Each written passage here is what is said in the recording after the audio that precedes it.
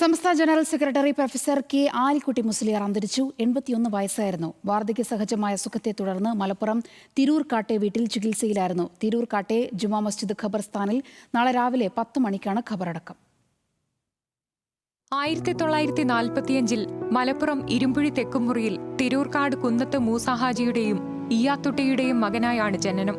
പിതാമഹനായ കുന്നത്ത് ആലി ഹാജിയിൽ നിന്ന് പ്രാഥമിക വിദ്യാഭ്യാസം നേടിയായിരുന്നു തുടക്കം.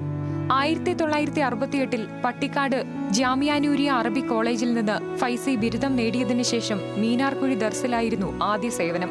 1979 പട്ടിക്കാട് ജാമിയാനൂരിയയിൽ മുദരിസായി നിയമിതനായി. 2003 സ്ഥാപനത്തിന്റെ പ്രിൻസിപ്പലായി തെരഞ്ഞെടുക്കപ്പെട്ടു. 1986 സമസ്ത കേന്ദ്ര മുഷാവറയിൽ അംഗമായത്. 2016 സമസ്ത കേരള ജമിയത്തുൽ ഉലമയുടെ 5ാമത്തെ ജനറൽ സെക്രട്ടറിയായി തെരഞ്ഞെടുത്തു. നിലവിൽ സമസ്ത കേരള ഇസ്ലാമത വിദ്യാഭ്യാസ ബോർഡ് വൈസ് പ്രസിഡന്റ്, സുന്നി മഹല്ല് ഫെഡറേഷൻ പ്രസിഡന്റ്, സമസ്ത ഫത്വ കമ്മിറ്റി അംഗം, സുന്നി അഫ്കാർ വാരിക ചീഫ് എഡിറ്റർ എന്നീ പദവികൾ വഹിച്ചിരുന്നു. കേരള ഹജ്ജ് കമ്മിറ്റി ചെയർമാനും കേന്ദ്ര ഹജ്ജ് കമ്മിറ്റി വൈസ് ചെയർമാനുമായിരുന്നു.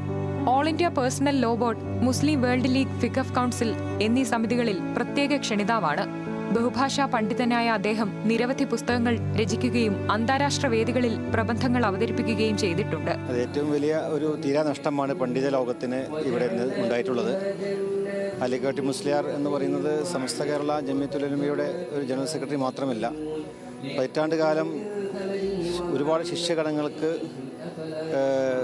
നേതൃത്വം നൽകിയിട്ടുള്ള ഒരു മഹാപ്രതിഭ കൂടിയാണ്.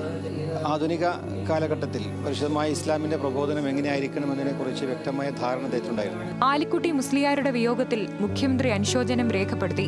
മൃതദേഹം വൈകിട്ടോടെ തിരൂർക്കാട് അൻവാറുൽ ഇസ്ലാം അറബിക് കോളേജിൽ പൊതുദർശനത്തിന് വെച്ചു.